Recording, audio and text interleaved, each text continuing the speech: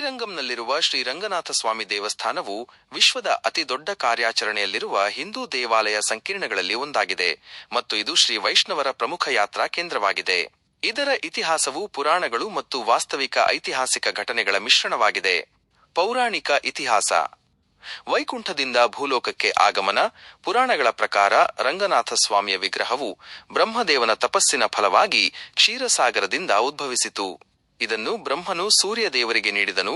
ಅಲ್ಲಿಂದ ಸೂರ್ಯವಂಶದ ರಾಜರು ಈ ವಿಗ್ರಹವನ್ನು ಪೂಜಿಸಿದರು.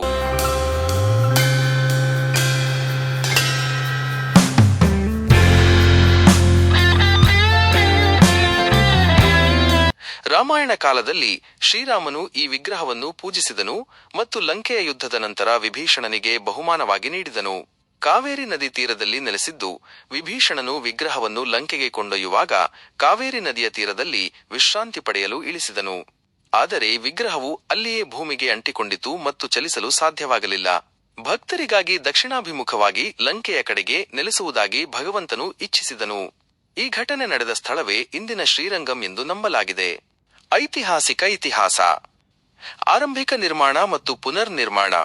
ದೇವಾಲಯದ ಮೂಲ ನಿರ್ಮಾಣವು ಚೋಳರಾಜ ಧರ್ಮವರ್ಮದಿಂದ ಆಯಿತು ಎಂದು ಹೇಳಲಾಗುತ್ತದೆ. ನಂತರ ಕಾವೇರಿ ನದಿಯ ಪ್ರವಾಹದಿಂದಾಗಿ ದೇವಾಲಯದ ವಿಮಾನವು ನಾಶವಾಯಿತು. ಆರಂಭಿಕ ಚೋಳರಾಜ ಕಿಲ್ಲಿವಲವನ್ ಈ ದೇವಾಲಯ ಸಂಕೀರ್ಣವನ್ನು ಪುನರ್ ನಿರ್ಮಿಸಿದನು. ಉರಯೂರು ಚೋಳರು ಕ್ರಿಶ 100ರಿಂದ 300ರ ನಡುವೆ ಅನೇಕ ಮಂಟಪಗಳನ್ನು ನಿರ್ಮಿಸಿದರು. ವಿವಿಧ ರಾಜವಂಶಗಳ ಕೊಡುಗೆಗಳು.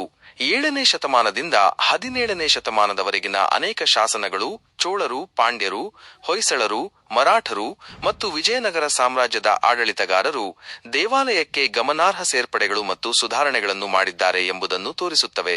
ದಿಲ್ಲಿ ಸುಲ್ತಾನರ ಆಕ್ರಮಣಗಳು. 14ನೇ ಶತಮಾನದ ಆರಂಭದಲ್ಲಿ ದೆಹಲಿ ಸುಲ್ತಾನರ ಸೇನೆಗಳಿಂದ ಮಲಿಕ್ ಕಾಫೂರ್ ನೇತೃತ್ವದಲ್ಲಿ ದೇವಾಲಯವು ಲೂಟಿಗೆ ಒಳಗಾಯಿತು ಮತ್ತು ನಾಶವಾಯಿತು.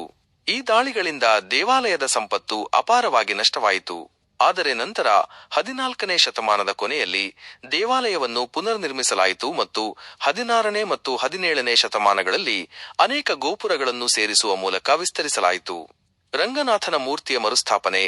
ಮಲಿಕ್ ಕಾಫೂರ್ನ ಆಕ್ರಮಣದ ಸಮಯದಲ್ಲಿ ವಿಗ್ರಹವನ್ನು ಸುರಕ್ಷಿತ ಸ್ಥಳಗಳಿಗೆ ಸ್ಥಳಾಂತರಿಸಲಾಯಿತು. ನಂತರ ಗೋಪಣ್ಣ ಎಂಬುವನು ವಿಗ್ರಹವನ್ನು ತಿರುಪತಿಯಿಂದ ಚೆಂಜಿಗೆ ಕರೆತಂದನು ಮತ್ತು ಮುಸ್ಲಿಂ ಆಕ್ರಮಣಕಾರರ ಸೋಲಿನ ನಂತರ ಶ್ರೀರಂಗಂಗೆ ಮರಳಿ ತಂದು ಪ್ರತಿಷ್ಠಾಪಿಸಿದನು ಎಂದು ಶಾಸನಗಳು ಹೇಳುತ್ತವೆ. ಆಧುನಿಕ ಸೇರ್ಪಡೆಗಳು.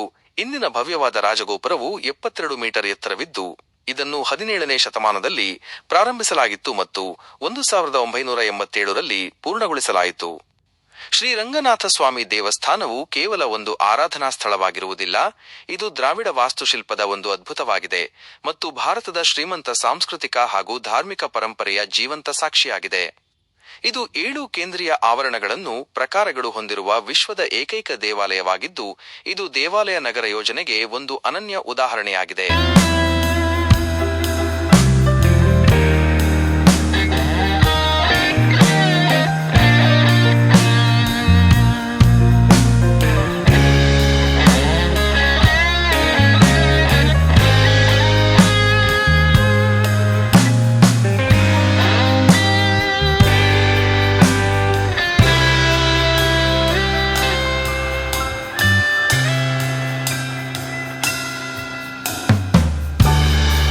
ಬೃಹದೀಶ್ವರ ದೇವಾಲಯ ಭಾರತದ ತಮಿಳುನಾಡಿನ ತಂಜಾವೂರಿನಲ್ಲಿ ನೆಲೆಗೊಂಡಿರುವ ಒಂದು ಅದ್ಭುತ ಶಿವ ದೇವಾಲಯವಾಗಿದೆ.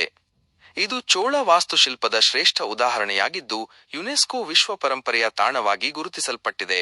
ಇದನ್ನು ಪೆರಿಯಾ ಕೋವಿಲ್, ದೊಡ್ಡ ದೇವಾಲಯ ಅಥವಾ ರಾಜರಾಜೇಶ್ವರಂ ಎಂದು ಕರೆಯಲಾಗುತ್ತದೆ. ಇತಿಹಾಸ. ನಿರ್ಮಾಣ. ಬೃಹದೀಶ್ವರ ದೇವಾಲಯವನ್ನು ಕ್ರಿಶ 1003 ಮತ್ತು 1010ರ ನಡುವೆ ಚೋಳ ಸಾಮ್ರಾಜ್ಯದ ಶ್ರೇಷ್ಠ ದೊರೆ 1ನೇ ರಾಜರಾಜ ಚೋಳನು ನಿರ್ಮಿಸಿದನು. ಇದು ಚೋಳರ ಕಲಾ ಪ್ರೌಢಿಮೆ ಮತ್ತು ಎಂಜಿನಿಯರಿಂಗ್ ಜ್ಞಾನಕ್ಕೆ ಸಾಕ್ಷಿಯಾಗಿದೆ.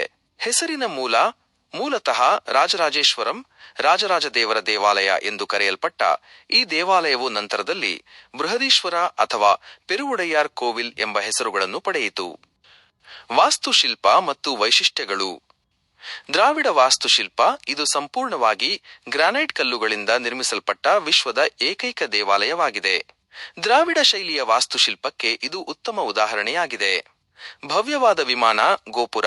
ದೇವಾಲಯದ ಗೋಪುರವು ಸುಮಾರು 216 ಅಡಿ 66 ಮೀಟರ್ ಎತ್ತರವಿದೆ ಮತ್ತು ಇದು ದಕ್ಷಿಣ ಭಾರತದ ಅತಿ ಎತ್ತರದ ಗೋಪುರಗಳಲ್ಲಿ ಒಂದಾಗಿದೆ.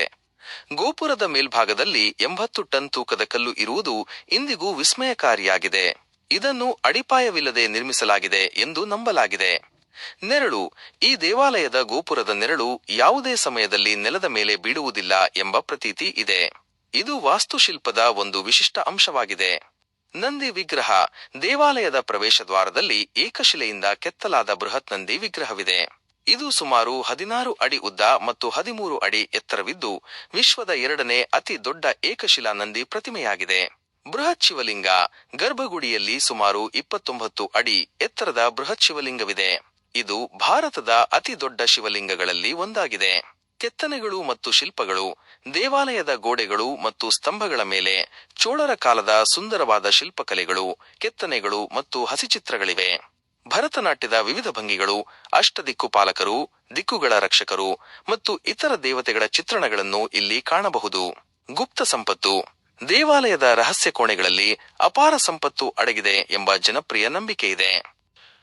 ಬೃಹದೀಶ್ವರ ದೇವಾಲಯವು ಕೇವಲ ಒಂದು ಧಾರ್ಮಿಕ ಸ್ಥಳವಲ್ಲದೆ ಚೋಳ ರಾಜವಂಶದ ಶಕ್ತಿ, ಕಲಾ ಶ್ರೀಮಂತಿಕೆ ಮತ್ತು ಎಂಜಿನಿಯರಿಂಗ್ ಕೌಶಲ್ಯಗಳಿಗೆ ಜೀವಂತ ಸಾಕ್ಷಿಯಾಗಿದೆ.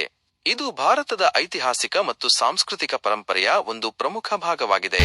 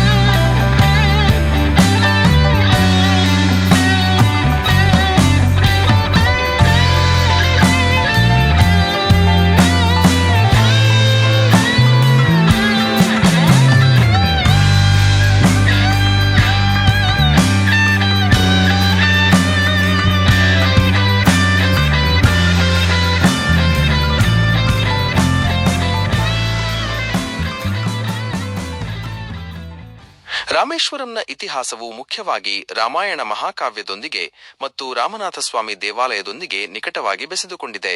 ಇದು ಶತಮಾನಗಳಿಂದ ಹಿಂದೂಗಳ ಪವಿತ್ರ ಯಾತ್ರಾ ಸ್ಥಳವಾಗಿ ಮಹತ್ವವನ್ನು ಪಡೆದಿದೆ. ಪೌರಾಣಿಕ ಮತ್ತು ಧಾರ್ಮಿಕ ಮಹತ್ವ. ರಾಮಸೇತುವಿನ ನಿರ್ಮಾಣ ರಾಮೇಶ್ವರಂನ ಅತ್ಯಂತ ಪ್ರಮುಖ ಐತಿಹಾಸಿಕ ಮತ್ತು ಪೌರಾಣಿಕ ಅಂಶವೆಂದರೆ ಇಲ್ಲಿಂದಲೇ ಭಗವಾನ್ ರಾಮನು ರಾವಣನಿಂದ ಸೀತೆಯನ್ನು ರಕ್ಷಿಸಲು ಲಂಕಾಕ್ಕೆ ಶ್ರೀಲಂಕಾ ಸೇತುವೆಯನ್ನು ರಾಮಸೇತು ಅಥವಾ ಆಡಮ್ಸ್ ಬ್ರಿಡ್ಜ್ ನಿರ್ಮಿಸಲು ಪ್ರಾರಂಭಿಸಿದನು ಎಂಬ ನಂಬಿಕೆ. ಧನುಷ್ಕೋಡಿ ಎಂಬ ಸ್ಥಳದಲ್ಲಿ ರಾಮನು ತನ್ನ ಬಾಣದ ತುದಿಯಿಂದ ಸೇತುವೆಯ ನಿರ್ಮಾಣಕ್ಕೆ ಸ್ಥಳವನ್ನು ಗುರುತಿಸಿದನು ಎಂದು ಹೇಳಲಾಗುತ್ತದೆ. ರಾಮನಾಥಸ್ವಾಮಿ ದೇವಾಲಯದ ಸ್ಥಾಪನೆ. ರಾವಣನು ಬ್ರಾಹ್ಮಣನಾಗಿದ್ದ ಕಾರಣ ರಾಮನು ಅವನನ್ನು ಕೊಂದ ನಂತರ ಬ್ರಹ್ಮಹತ್ಯಾ ದೋಷವನ್ನು ನಿವಾರಿಸಿಕೊಳ್ಳಲು ಬಯಸಿದನು. ಋಷಿಗಳ ಸಲಹೆಯ ಮೇರೆಗೆ ರಾಮನು ಇಲ್ಲಿ ಶಿವಲಿಂಗವನ್ನು ಸ್ಥಾಪಿಸಿ ಪೂಜಿಸಲು ನಿರ್ಧರಿಸಿದನು. ಹನುಮಂತನು ಕೈಲಾಸದಿಂದ ಲಿಂಗವನ್ನು ತರಲು ಹೋದಾಗ ವಿಳಂಬವಾದ್ದರಿಂದ ಸೀತಾದೇವಿಯು ಮರಳಿನಿಂದ ಶಿವಲಿಂಗವನ್ನು ರಾಮಲಿಂಗಂ ನಿರ್ಮಿಸಿದಳು. ಹನುಮಂತನು ತಂದ ಲಿಂಗವನ್ನು ವಿಶ್ವಲಿಂಗಂ ಅದರ ಪಕ್ಕದಲ್ಲಿ ಸ್ಥಾಪಿಸಲಾಯಿತು. ಅಂದಿನಿಂದ ರಾಮೇಶ್ವರಂ ಶಿವನ 12 ಜ್ಯೋತಿರ್ಲಿಂಗಗಳಲ್ಲಿ ಒಂದಾಗಿದೆ ಮತ್ತು ಚಾರ್ಧಾಮ್ ಯಾತ್ರಾ ಸ್ಥಳಗಳಲ್ಲಿ ಒಂದಾಗಿದೆ. ಐತಿಹಾಸಿಕ ಅವಧಿಗಳು ಮತ್ತು ಆಡಳಿತ. ಆರಂಭಿಕ ಉಲ್ಲೇಖಗಳು. 7ನೇ 8ನೇ ಶತಮಾನದ ತಮಿಳು ಶೈವ ಸಂತರು ನಾಯನಾರವರ ತೇವಾರಂ, ತೇವರಂನಂತಹ ಪ್ರಾಚೀನ ಸಾಹಿತ್ಯಗಳಲ್ಲಿ ರಾಮೇಶ್ವರಂ ಬಗ್ಗೆ ಉಲ್ಲೇಖಗಳಿವೆ. ಆದಾಗ್ಯೂ 10ನೇ ಶತಮಾನದವರೆಗೂ ಇಲ್ಲಿ ಒಂದು ಸಣ್ಣ ಗುಡಿಸಲು ಮಾತ್ರ ಇತ್ತು ಎಂದು ಹೇಳಲಾಗುತ್ತದೆ. ಪಾಂಡ್ಯರು ಮತ್ತು ಚೋಳರು ಆರಂಭಿಕ ಕಾಲದಲ್ಲಿ ಪಾಂಡ್ಯ ರಾಜವಂಶವು ಈ ಪ್ರದೇಶವನ್ನು ಆಳಿತು. 11ನೇ ಶತಮಾನದಲ್ಲಿ ಸುಮಾರು 1012ರಿಂದ ಕ್ರಿಸ್ತಶಕ 1040 ಚೋಳ ರಾಜ ರಾಜೇಂದ್ರ ಚೋಳನು ಸಹ ಅಲ್ಪಾವಧಿಗೆ ರಾಮೇಶ್ವರಮನ್ನು ಆಳಿದನು. ಈ ಅವಧಿಯಲ್ಲಿ ರಾಮೇಶ್ವರಂ ಶ್ರೀಲಂಕಾಕ್ಕೆ ಹೋಗುವ ವ್ಯಾಪಾರಿಗಳು ಮತ್ತು ಯಾತ್ರಾರ್ಥಿಗಳಿಗೆ ಒಂದು ಪ್ರಮುಖ ಸಾರಿಗೆ ಕೇಂದ್ರವಾಗಿತ್ತು. 12ನೇ ಶತಮಾನದ ದೇವಾಲಯ ನಿರ್ಮಾಣ. ಪ್ರಸ್ತುತ ರಾಮನಾಥಸ್ವಾಮಿ ದೇವಾಲಯದ ನಿರ್ಮಾಣವು 12ನೇ ಶತಮಾನದಲ್ಲಿ ಪ್ರಾರಂಭವಾಯಿತು.